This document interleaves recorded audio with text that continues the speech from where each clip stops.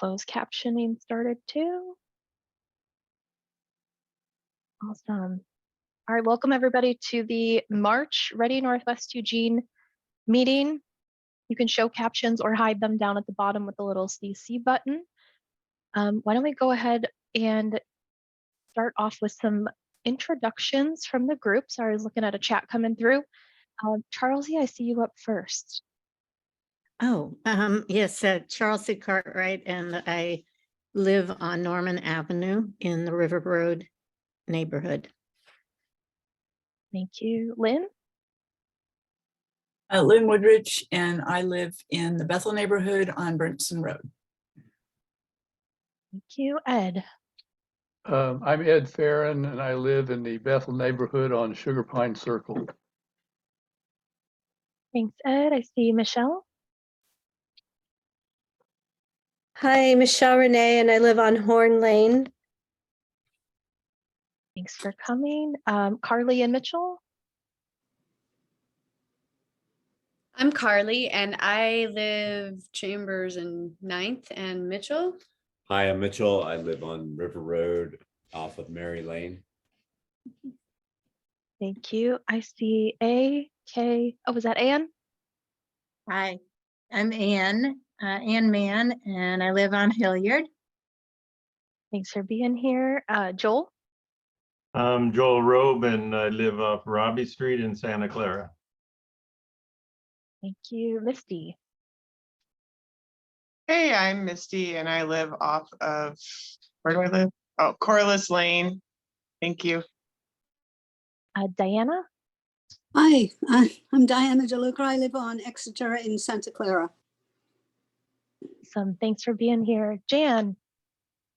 Hi, I'm Jan Spencer. I live on Benjamin here in River Road. Thanks, Jan. Let's see, people are moving around. Robin? Hi, I'm Robin Avedon. I live off of Maxwell. Thank you. John? Hi, John Q. I live on Fox Hollow. Thanks, John. Friendly area neighbors Zoom. Looks like Thea. Hi. You're on mute. I'm Leah. I live near Emerald Park on Hatton. Awesome. Thanks, Leah. And let's see, friendly area neighbors. I see you on mute. Oh, I'm Thea from Friendly Area, and I will change my profile shortly. Thank you, Jackie. Thank you. Let's see, I see a Steve Donna Carter.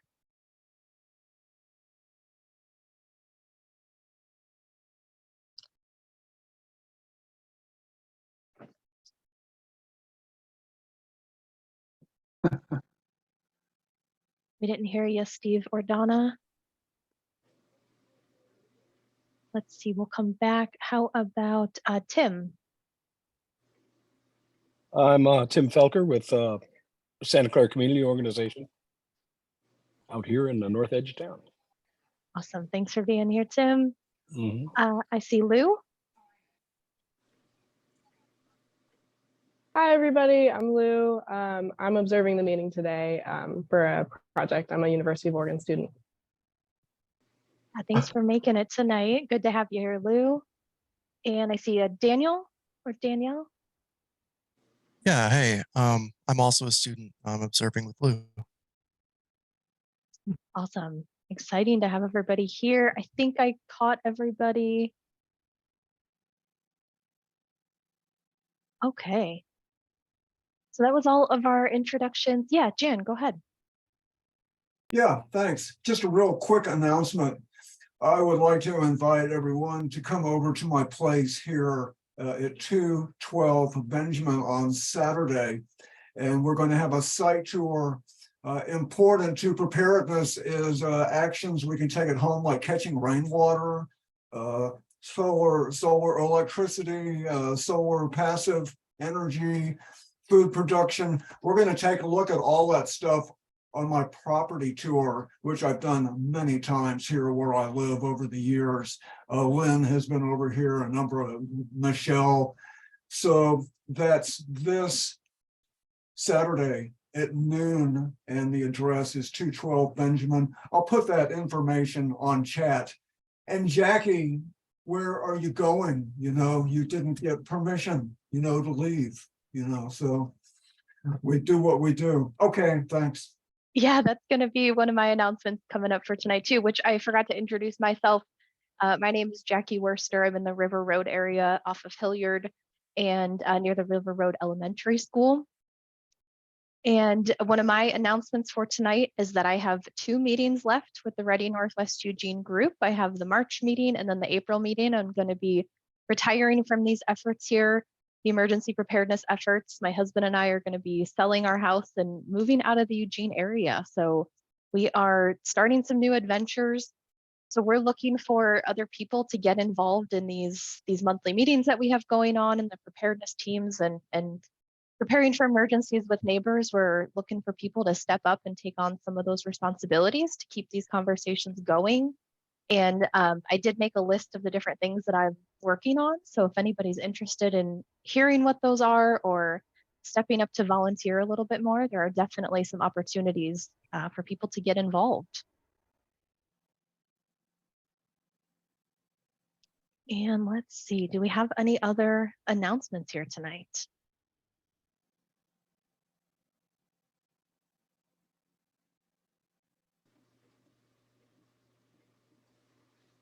Okay, I don't see any coming through. So our agenda for this evening is really to talk about mapping our neighborhood and trying to organize within the Northwest Eugene area. Before we move into that though, I wanted to share one other update from a meeting. I sit on an advisory committee with the Oregon Department of Environmental Quality. There is a Senate bill that was put into place to help devise some rules for any facility that can hold large amounts of fuel quantities. Let me grab the specific language of that so I can give you the right information here. I'll post this in the chat for everybody too.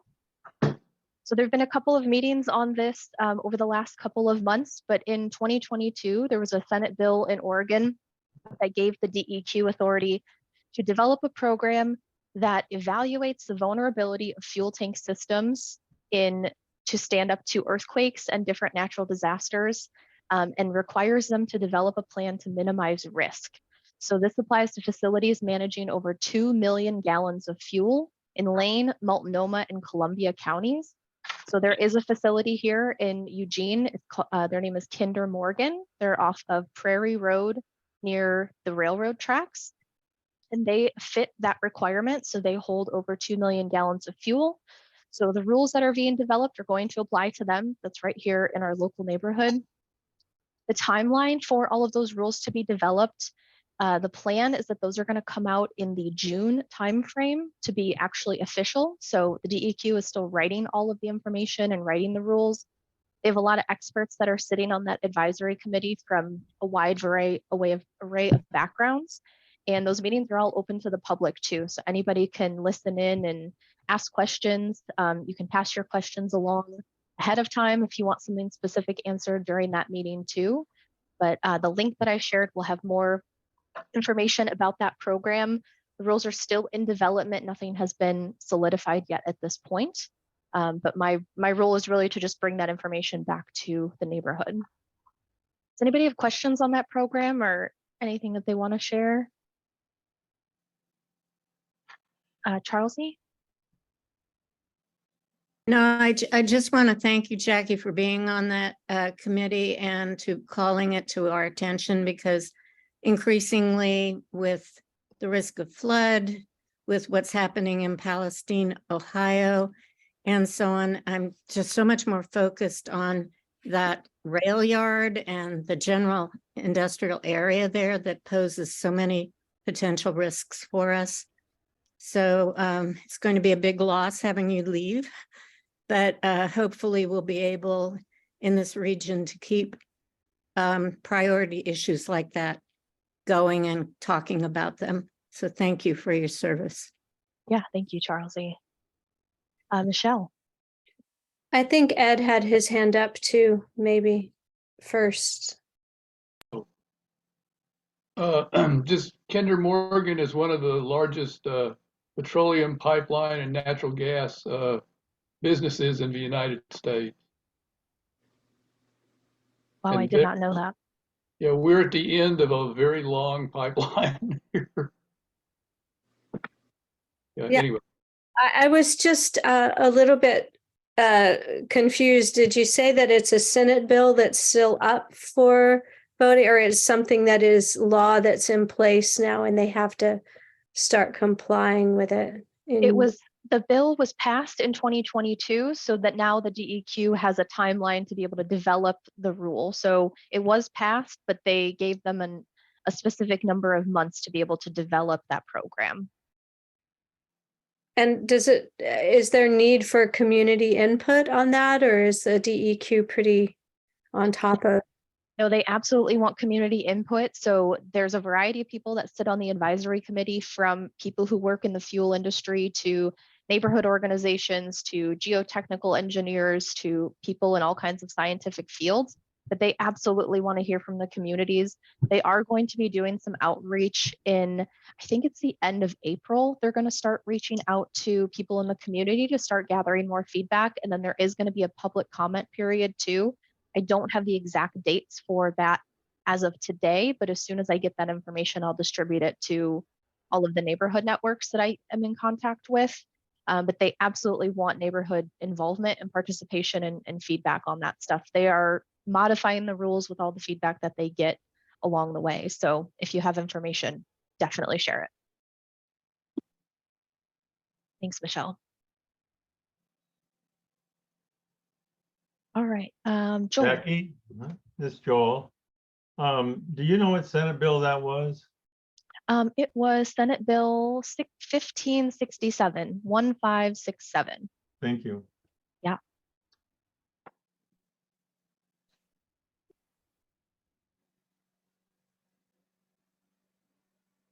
All right. And the meeting that I put in the link that I put in the chat, the next meeting is coming up on April 21st. It's from 9 a.m. to 12 p.m. Pacific. So I'll put that direct link in the chat too, so you can register to be in the know on that information. And I'll send that out with the meeting notes too. Sorry, what time did you say it was? 9 a.m.? Yeah, 9 a.m. to noon. And they are recorded meetings, so presumably you can find the. They are recorded, but I don't think the meeting recordings are posted. They just post the presentation slide and a summary of the meeting. Got it. Thank you.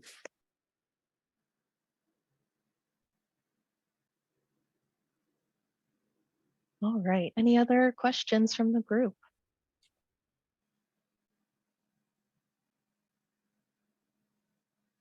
I don't see any coming through, so I think we can move on to our topic at hand, which is mapping our neighborhood. Let me get back to my agenda here.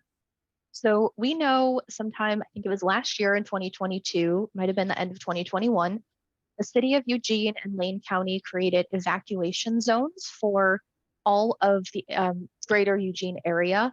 And the purpose of those evacuation zones is so that any emergency services can use those numbers to notify neighbors in case of a major emergency and that they need to actually evacuate or maybe even shelter in place, so that they can get alerts out to people and people know what area of town are being talked about. And I'm going to share what that map looks like really quick, just to get everybody up to speed on, in case you haven't seen that. Let me share my screen here.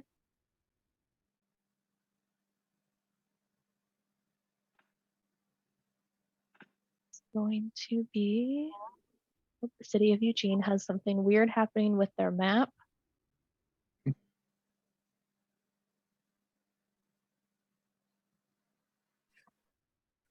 Okay, so this is, you can get to it from the eugeneoregon.gov website under their emergency departments and then emergency evacuation zones.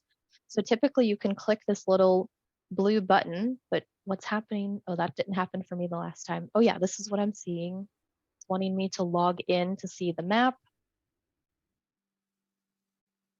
which I'm not able to do. So they must be having a bug with that map specifically, which is unfortunate for this demonstration. This is a screenshot that I can't make any bigger. But the Northwest Eugene kind of sits up here. We have the River Road neighborhood. Also Whitaker falls within zone 22. We have the North River Road area in zone 14.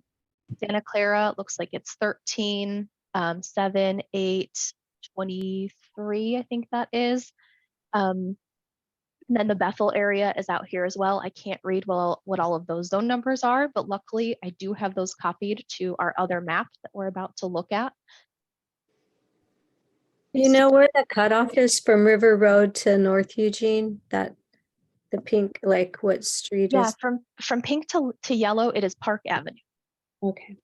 Yeah, and I'm not sure what is going on with their map. Let me try it one. Bethel zones on my map right behind me. We have 9 up here, 10, 11, 15, and 16. 16. Okay, thanks, Lynn. Is Beacon the cutoff for the far north? I do believe Beacon is the cutoff up there. And what I'm going to bring up, I'm going to stop sharing and reshare a different window because I have the actual zones listed out. So based on those City of Eugene defined emergency evacuation zones, I took an initial stab at creating something that broke those zones down even further into smaller groups. And let me reshare my screen here. Okay, can you see a Google map with a bunch of colors on it now? Okay. Yes. So this is just created in Google Maps. Any person has access to create it. I started with the City of Eugene zones, and then I broke them down into smaller groups. So we have the Whitaker, let me make this a little bigger even. We have the Whitaker neighborhood here broken down into smaller sections. As I scroll up, the River Road neighborhood is broken down into smaller sections, and these align with the borders of the City of Eugene zones. If you click on any of these colors here, you'll get a pop-up, and I gave them all just a unique name. So Northwest Eugene, it is the River Road neighborhood, and then 22 is our evacuation zone. And then I just started tagging letters onto the end of them. So 22A, 22B, this moves into 14D, 14C, 14G. If I click over here into Bethel, we have Northwest Bethel, 15D. So this is really just a starting point to show that we could use Google Maps to help organize our neighborhoods.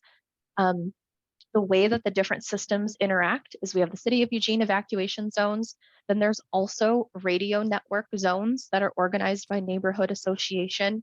Those align with these different colored blocks that I've created here too. So the goal is really to find people in each small area, each small colored area, that can form damage assessment teams, that can operate radios, FRS and GMRS radios, that could form medical response teams, that could really create a network together so that if something happened, you can connect with your immediate neighbors to get help or to maybe respond to a larger event if the whole neighborhood had to organize together. So I want to pause right there, get some initial feedback, questions from the group. What does everybody think? Lynn. This is incredible. Are you going to send us a link for this map that you've already got created? Yes, let me post this. Over? Yeah, no, let me post this in the chat. And where did my chat go? I thought these were part of the original invite you sent out. Yes, they are in the invite I just sent. Okay. I added that invite. I added the link to the invite, the reminder that I sent today, but it wasn't in the very initial meeting invite, but I will send it out again with the meeting notes too. Jackie, what program did you use to build these? Just Google Maps. But how did you define each neighborhood? Did you have to tell it like streets or something like that? I just drew some pictures on it, and let me pull up a different window here. I'm gonna stop sharing and reshare because it's only letting me share one window at a time.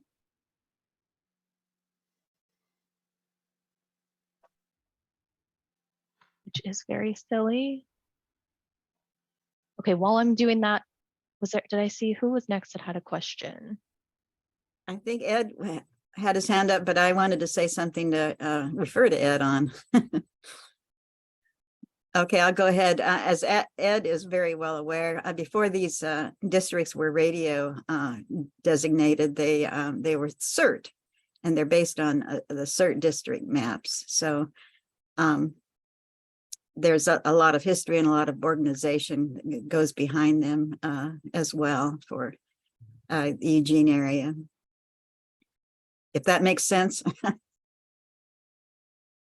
Yes, that makes sense. And I was pulling up the Eugene MCOM information too, because that also shows the Eugene neighborhood map. Okay, I got my screens fixed here. Ed, maybe you can explain it more. What? Explain what? The CERT districts. How long have they been around and what are they for? I don't think I'm familiar with those. Oh. But Okay, I'd well, like, this is the map, yeah. Basically, they're geographical northwest, northeast, southeast, southwest, except southeast is divided into three, southeast 1, 2, and 3, with different CERT district leaders, and some of them aren't even in radio, but that's another way. This is, and then the MCOM people came along and gave each neighborhood channels, FRS channels to use, and ham simplex frequencies. And so it can be a little confusing when you talk about Northwest or Northeast, if you're talking to people that are coming out of those frameworks. Yeah, there's a lot of labels involved in all of these maps, right? So that's one thing I want to be very cognizant of, is not confusing all of the different zones and labels that everybody has. I want to build on what already exists, not create a whole new naming system for what we're trying to organize here. So yeah, calling out all those different layers is important. I think it's excellent. I like your A, B, and C. That's, getting away from numbers a little bit helps. Yeah. And what I'm sharing here is the Eugene MCOM group that's how they identified the different neighborhoods, and then they assigned the different FRS channels and different radio channels to the different neighborhoods so that they're not talking over each other in an emergency. So the zones that are on the map I created also align with these barriers here too. And that's where the Northwest comes from. Can you put that link in the chat too? Oh yes, I can. Charles E. well, I was just going to respond because in the past, Jackie, when you and I have talked about possibly doing some kind of an overlay of the River Road area, for instance, it felt very artificial because I think at that time, or the things I had heard, it felt like it was a grid that wasn't organic. When I looked at this, I didn't have that same feeling, I guess, because the little area that I live in, I looked at it and I thought, no, that makes sense to me, the natural boundaries that are there. And I could honestly see the potential of reaching out over time to the residents in that area. It felt more user friendly, and I really appreciated that you have done this. And that's just an immediate response I had. I didn't feel, I felt inspired by it, which is going to have to happen if these things are going to grow.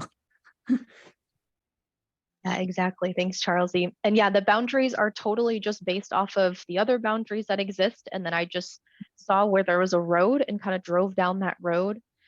To show you an example of how easy this is to modify, you go to Google Maps, or you go to My Maps. This is a map that is saved. You can draw a shape. So if I click right here, it's drawing in like a black, I don't know if you can see that black line. I can just kind of click around wherever I want to, complete the shape, give it a name. If I save it, I can change the color of it. And then I can add, descriptive text to it as well. So after you do that, the dots can be moved around. So these boundaries are totally movable and customizable. This was just a starting point to to start getting people organized. But it seems pretty easy to maintain from what I've been able to see using it so far.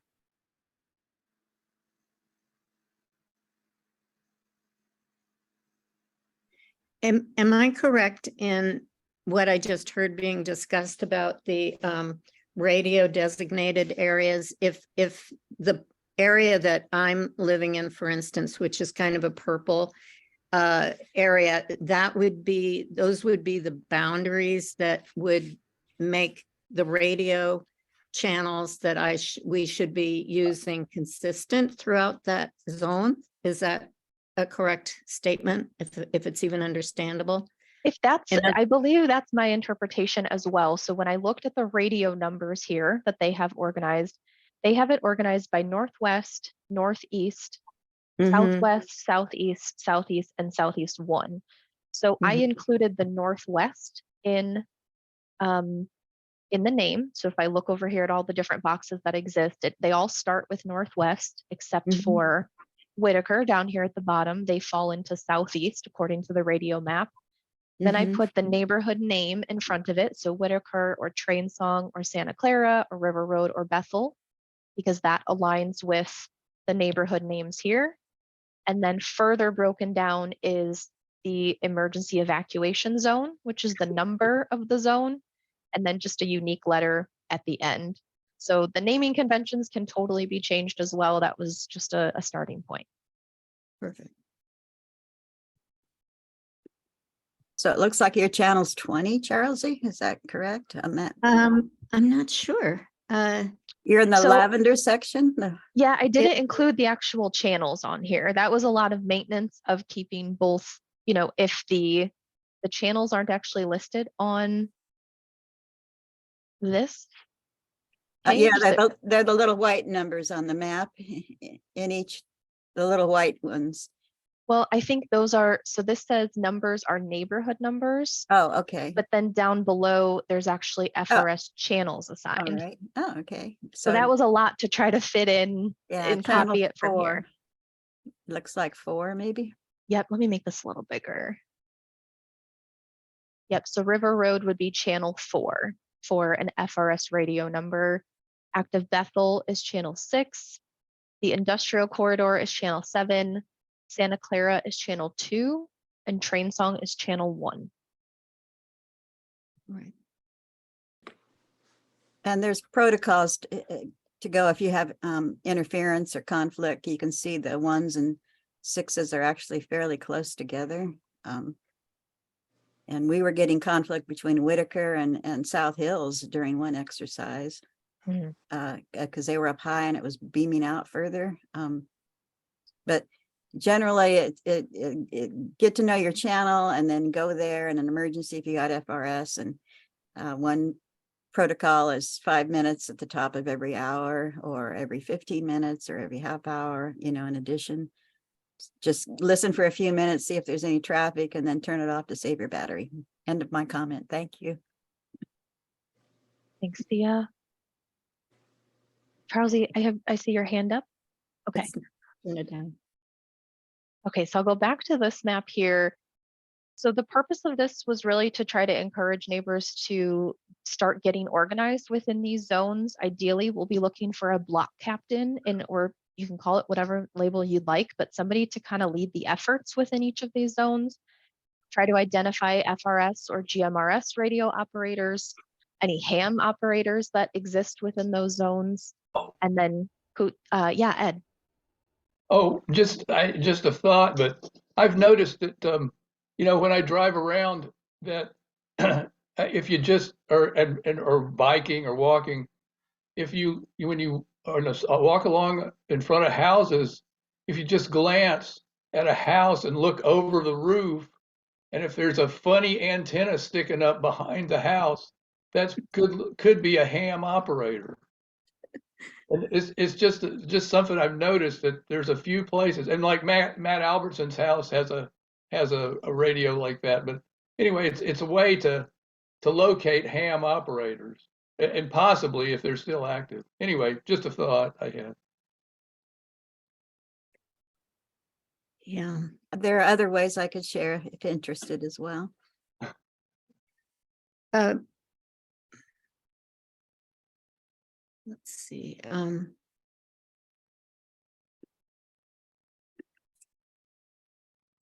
Charlesy. Yeah, I was wondering if people could talk a bit about their response to this and whether or not they personally would be interested in participating and being, if not the block captain, at least helping identify or working with a small group of people in their zone, in their little area to make this grow. I'm concerned that Jackie's going to be going away, and that puts this group in a bit of a precarious spot. And I think this is such a great visual and idea that I just want to, I'm wondering what people's response is as to how we might be sure to grow this.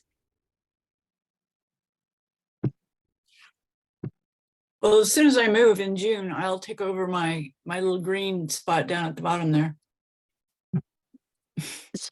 So we might want to really focus on this as you get ready to do that, and maybe I give it more thought, and perhaps there's others that we could start making this a theme or a subject that we start talking about and sharing information on. Well, why don't we see if we can figure out which spot we're in now, and the people that are on here could volunteer for their spot, at least looking for someone if they don't want to do it, looking for somebody, because we've got quite a few people on here today. Right. You know, and I'm willing to do my little green spot at the bottom, but I know there's nobody else. Ed, I think you're in the purple area, aren't you? If a purple haze, you mean? No. You mean up here in the northwest corner? That purple? That or the blue, they're dark blue, maybe.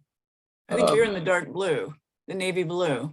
Okay, yeah, I'm close. There's just a little square bump that sticks up right above me. Well, so am I willing to take over the radio operation? Well, no, not the radio. Well, the radio too. I mean, you need to, if you want to do your area up here, then you would just have to either find somebody that does ham radio, and if you don't want to be the block captain, that you can look for somebody to be the block captain. That means I'd have to talk to my neighbors, right? That's right. That's right. You'd have to do that. I'm an introvert, you know. Oh, you can do it. I know you can. What are Jackie's ideas about going forward? Before I actually want to hear from Michelle first. I see Michelle's hand up. Hi, thanks. I am totally new to this, so I don't really know what's going on. And I'm a little, I'm just kind of not even sure what Ready Northwest is. I did the CERT training about 10 years ago, and was all excited about mapping the neighborhood and got all of this stuff together, and I just had like a little bit of stress around people being upset and not wanting to tell me anything because they thought I was trying to get information from them or something. And so I sort of gave it up. But yeah, I'm just not quite sure. I'm sorry if I'm the only one that doesn't know what's going on, then you don't need to explain anything to me. But I'm just wondering what is actually involved. And then somebody else mentioned CERT districts, and I'm wondering how those are they connected together? Are there two different separate efforts going on? One is CERT and one is Ready Northwest. I just need a little more information. Totally. Those are really great questions, and I'm sure you're not the only one that has them. I couldn't tell on the map where I was because I couldn't see the streets, so I'm not sure which areas. If anyone can tell me where I am on the map, that would be good too.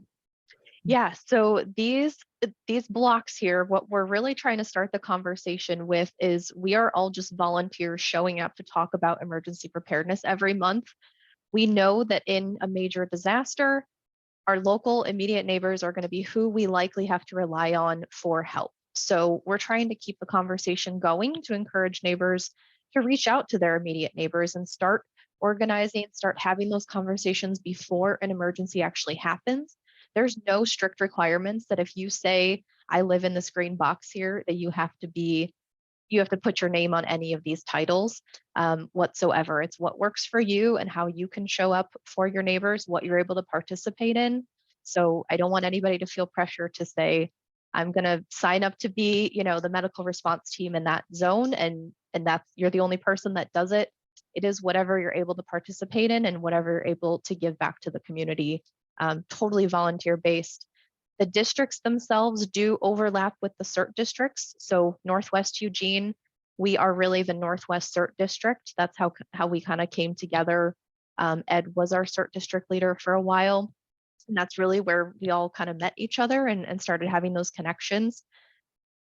But it is totally volunteer led. Does anybody else want to give any more background or insight to this process here? Well, I would just like to add, Michelle, it's really encouraging that you have that background of CERT training and that you had started to reach out to your neighbors and unfortunately came into some resistance. I've done that on a very small scale on Norman Avenue, which is, of course, just one small piece of one of the blocks. But what I did, and we talked about it a bit in our last meeting, is I just focused on the people that showed any interest in talking to me and didn't worry about the people who were reluctant.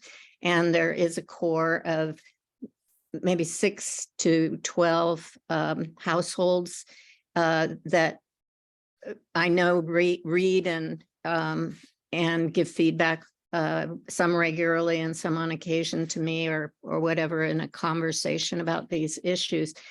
And it's a place to start, even if it's just 2 or 3 other neighbors. And then what's encouraging from that for me is that now I kind of have a sense of how to reach out to people, and it's never going to be 100%. I don't want a huge job on my hands. I'm not a radio person, but I know that communicating and knowing each other's names and having some contact information is the foundation. And that's where I would be willing to start.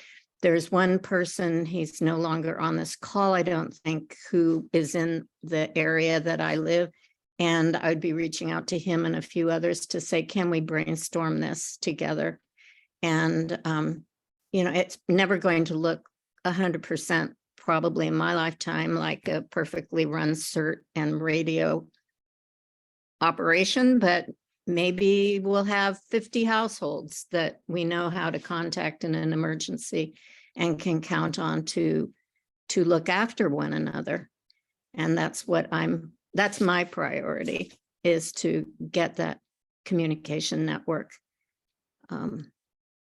to share information and come to meetings like this, conversations like this across different areas. That's all. Thanks. Thea. Yeah, excuse me for piping up so much, but I missed your introduction. I'm not sure if it's been made clear that Ready Northwest Eugene is comprised of emergency teams of 3 neighborhood associations: Active Bethel, River Road, and Santa Clara. And that's how it got started, because each group really felt they didn't have enough on their own. They needed to join together, which is a great idea. And I'm here from Ready Friendly, which got started after Southeast Eugene started doing a lot of things, and they've become Ready Southeast Eugene. So we're all getting ready as little by little as we can. And the CERT districts have been helpful. CERT is not deployable very much in Eugene as it is in other places, and that has frustrated all the CERTs who were trained here. And the reason Eugene MCOM started on its own is because CERT could not really sponsor it, or Eugene management people said, you really got to get hams. You need a ham station in each neighborhood, and you need radios, and you need to be able to talk together so we can tell what's going on with you. You need to tell us information. We said, okay, but you need to help us. They said, no, you got to do it on your own. So there's no funding or support or anything like for this neighborhood. Well, each neighborhood gets a little bit of outreach support budget for newsletters and mailings, but nothing for emergency teams.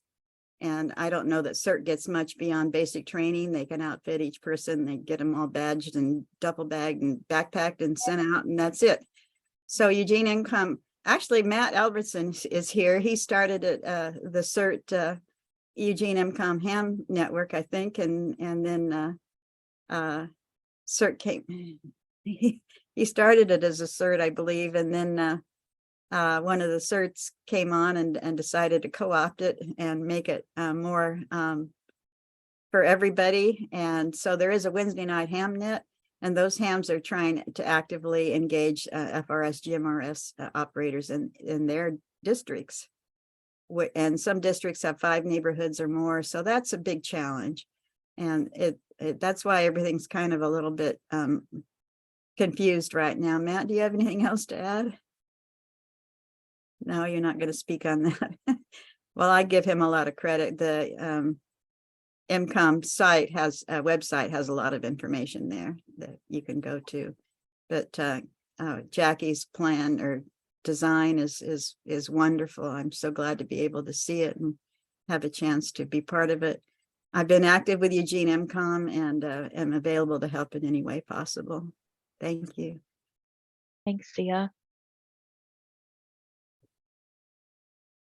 Or Anne. Yeah, I have a question. So I'm looking at the map and looking at all the many streets that are even within the smaller areas, and a little overwhelmed just at how many households are actually in each smaller area. I'm wondering if, to get participation, if you if people might break it down even to small areas, like, Michelle, you're on Horn and I'm on Hilliard, to kind of even have a smaller group so that you just don't have quite so many people, even just like mapping your neighborhood? Does that start with like 15 houses, something like that? Yeah.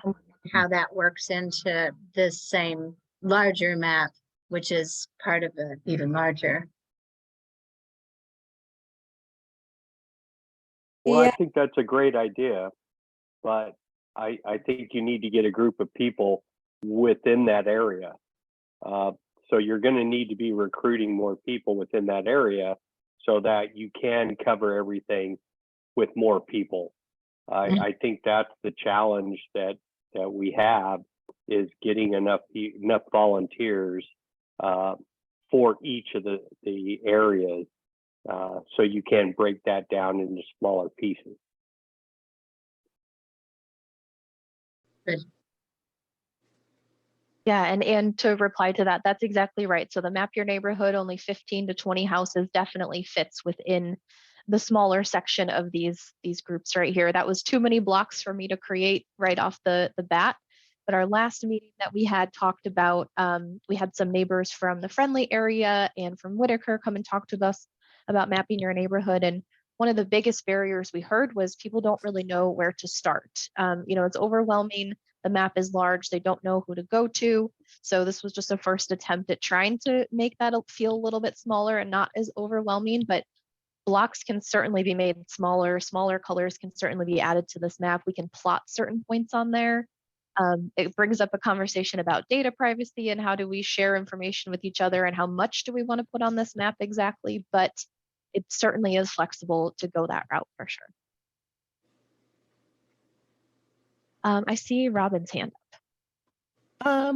I was just going to go on my one block and start talking to people and like maybe getting them signed up for a neighborhood watch, getting their address, phone number, email and stuff to start. Does that make sense, or should it be completely separate? And my other question is, there's a church on my block, and, you know, have churches been involved in these kind of things? Yeah, Lynn, do you want to answer that? I can. I did a neighborhood watch on my block, and I have a church that I actually am looking at it right now through the window. And they allow us to have meetings there. We had our initial meeting there in the sanctuary, and it definitely, the church, you can include the church in your neighborhood watch and have their names on there as well, the contact information. And I started with the neighborhood watch when I first moved in here 4 years ago. And we all know each other. It includes a couple of side streets. We have 32 homes on our neighborhood watch. So it is doable having the whole street. We have from Royal to Marshall and, you know, on Burnson. So it is possible, and I encourage you to have the church there. It's a great meeting place. It's also a great place for if there is an emergency for gathering, even if it's just the parking lot. So Robin, were you the one that I set up that map for you and Margaret? Yes. Okay, that's what I thought, because I remembered you had the church on your street. Yeah, I haven't started because I just kind of feel like I don't know where to start. Like, you know, what questions do I ask people when I go to their house and approach them? Well, I did it, and just I had a little invitation that that said that we wanted to have a meeting, and I just assumed that people would want to come. And so I arranged it at the church and figured out what day I wanted to do it and what seemed like a good time that most people would be able to come around their schedule. And then I just went house to house and invited them to the meeting and got their information on the chart. And I've got, you know, a chart like this with everybody's name, address, and phone number. And then I had the information there at the meeting so that they could make any changes on the map. And I had most of the people come. And, you know, I guess I'm really lucky that we had a really friendly neighborhood, but it worked out great. And then we just had more meetings, and people volunteered to put the sign in their yard. And we had one at one end of the road and one at the other end of the road. And then we collected $10 per home, and that paid for the post and the sign, the several signs. We did a double sign on the bike path so they could see it coming and going. And but anyway, it Lynn, worked out really well. what was your elevator speech when you went to your neighbor's doors to say, hey, I'm here to talk about Neighborhood Watch, or, you know, what was your opener? It was always, you know, I'm your neighbor. I live over there at, you know, in the White House on the corner. And I'd like to start a neighborhood watch so we can help each other. And so basically everyone was like, oh yeah, that's a great idea. And so it was really easy just to, you know, particularly when you say I'm your neighbor. I mean, that brings the trust in right away. And I want the neighborhood to be safer and for us all to watch out for each other. And so it just worked out really easily. And I found a neighbor on the other side of the road that wanted to do it for her side of the road. So we had I was the captain on one side and she was the captain on the other side. And it broke it out a little bit. And but I contacted all of them originally. You know, it's just a matter, it's just time is involved. And once you get that going, and then I set up a Facebook page, a private one with everyone's email addresses, and invited everyone to the Facebook page. So anytime anything weird's going on, we just post it on the Facebook, or somebody needs help. We had somebody that had a trailer that they'd built upside down, and it was 400 pounds, and they needed to figure out how to turn it over. So they posted that on there, and they got volunteers. So, I mean, you know, it really is a nice neighborhood feature. But you can ask me any question you want, and I could go around with you if you wanted me to. I'm happy to help anybody that needs to get their neighborhood started. Awesome. Thanks. That's a nice offer, Lynn. All right, does that help, Robin? Yes. Okay. I see Charles up next. I just wanted to underscore for the people who are expressing interest and maybe on the fence about it, don't get hung up on the numbers. It isn't even 12 to 15. It can be 4 people, it can be 3. It's just some place to start. And then I would encourage you to make it comfortable for yourself in terms of the size, and that these things can start organically with just the people that you're comfortable talking with, but with the idea in mind that you would be as inclusive as possible over time. I think it's once you get started, it kind of falls into place. I've started a Map Your Neighborhood program on my street. I'll put my contact information in the chat. If anyone wants to see the little map I did or any of the materials I shared, I'd be happy to share it with people. Thank you. Thanks, Charles. Mitchell, I see you up next.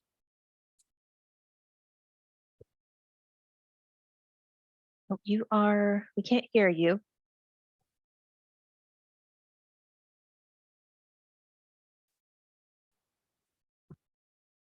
Don't see that you're muted.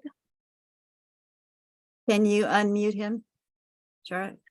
Jackie? Mitchell's not muted. Oh. Sorry.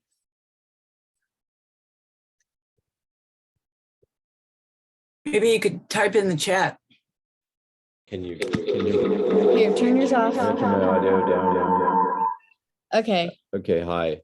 Okay, we can. Yeah, I'm using Carly's computer. So I'm personally really interested in learning how to use the communication I've got some walkie-talkie radios, they're FMRS or something, but I don't even know how to use the thing. And I'm wondering if there's like a working group or people that can get together to just practice using those, so we can see how we can communicate, and then we can get into how far we can communicate and things like that, just so that in an emergency, I don't have to try to start like learning how to use this. Yeah, great question. Matt, do you want to answer that or provide any insight there?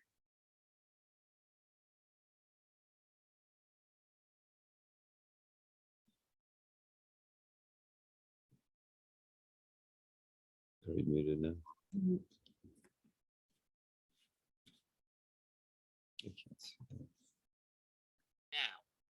Yep, we can hear you, Matt.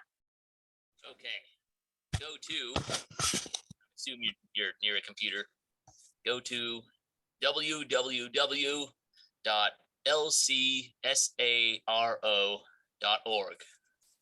That would be Lane County Sheriff's Amateur Radio Operators.org. Can you put that in the chat, please? Certainly. That would be more for ham than GMRS, maybe? Oh, there's some FRS, GMRS in there. Is there how-to information on that website? Yes, there is a tab called Band Plans, I think it's called. You're looking for this document, the Eugene MCOM FRS radio channel usage map. Okay, I think that one is on the Eugene MCOM website as well. Okay, good. I'll put that back out here. So are there any, I know some neighborhoods like the Friendly Neighborhood have regular meetups to practice radio communications. I don't know of anything that's organized in the Northwest area. Matt, do you know of anything? Nope, nothing yet. The farthest I've got is having the potential to have a communications hub there at the, what's that church? Trinity Methodist. Trinity United Methodist here on Maxwell. I've spoken to the past, what's her name? The Reverend. Yeah, Reverend Dina Wolf. And she's wide open to the idea of having an emergency communications hub there, antennas on the steeple and everything. Awesome. That is great news. From a Mitchell, I think I heard you say an FRS radio is more the practice that you were looking for. There are a lot of people interested in meeting up to practice their radios and learn how to use them together in the Northwest Eugene area. There is no specific person to lead that effort though, or organize those people to get a meeting together. So I can definitely, if somebody's interested in trying to organize that and just invite others to a time that works for you to meet up and just play around with radios, there are a lot of people that are interested in that in the area. I'll post my phone number in the chat. And if anybody, even 1 or 2 people want to get together just to experiment with it, I think that would bring me along the way. I see Charlesy. Awesome. Thank you. Thank you, Mitchell. That would be awesome. If you wouldn't mind putting your email out there too, that would be great. I went on Amazon to find my radio, and that really long link is just this little radio. And I believe it was like $39 or something. And what kind of radio is that? I'm not familiar with the terminology of the It's a Midland. An FRS radio. FRS radio. Yeah. And that's what we would need if we were going to coordinate an area, an FRS radio. Yeah. Yes. Yeah, if you click on that link, it'll show you that little radio that I have here. There's 3 or 4 really good brands, I think, out there. Midland is one, Motorola. I can't remember all of them, but maybe Matt knows, or Thea knows. Thea's just got her hand up. Maybe she'll tell us. Yeah, Thea. FRS stands for Family Radio Service. It's a term not very old that the FCC used. It does not require a license. It's a normal walkie-talkie and a bubble pack for $39. So you get 2 of them, and your range can be maybe a mile if there's no obstructions in the way. GMRS is General Mobile Radio Service. It requires a license for $35. It's good for 10 years. It applies to the whole family. Everybody can use it. And it has more wattage and more power, even in a small handy talkie, like a walkie-talkie. I thought that Mitchell said he had GMRS. I must have heard him. Yep, I think that's what he put in the chat too. GMRS. Oh, okay. I haven't seen that. Thank you. My hand was up to suggest YouTube videos. I have a whole playlist of how to learn how to use both FRS and GMRS. It's been really handy. I refer to it a lot, and we use it in our trainings. And we use both types in Friendly area with a whole pyramid organization in order to relay messages up through those tiers to HAM, and then to the CERT district radio leaders, and then to the Eugene Operations Center. And a lot of that is on the Eugene Webcom page. But it's never any good unless you know how to use your radio. And I had one that was using privacy tones, and I couldn't get it unplugged or get it off of weather service. And, just knowing how to do all that and studying the manual and practicing it is the biggest help to anybody, rather than getting together with anybody else. But there are groups that do that. Northeast HAM, Andy Davis is often organizes GMRS and FRS practice sessions at North Kinsey Christian Church on what is that, Crescent Avenue? And getting in touch with him through the Eugene MCOM site would be recommended for learning trainings. Yeah, so as we talked about tonight, there's a ton of different roles available in an emergency and preparing for an emergency. There are multiple different radios that can be used after emergency. There are people that can go and scout the neighborhood for damage. There are people that can supply medical help. There are people that can just take care of kids or provide a safe space for anyone to be if they have to, hang out for a little bit. So just because you don't have a radio doesn't mean you can't participate or talk to your neighbors. Even just being willing to talk to the neighbors is a huge skill here that it sounds like is intimidating for a lot of people. So we want to try to build those activities for sure. Jackie, you mentioned damage assessment teams as a goal, and that is also a goal of CERT and Eugene MCOM.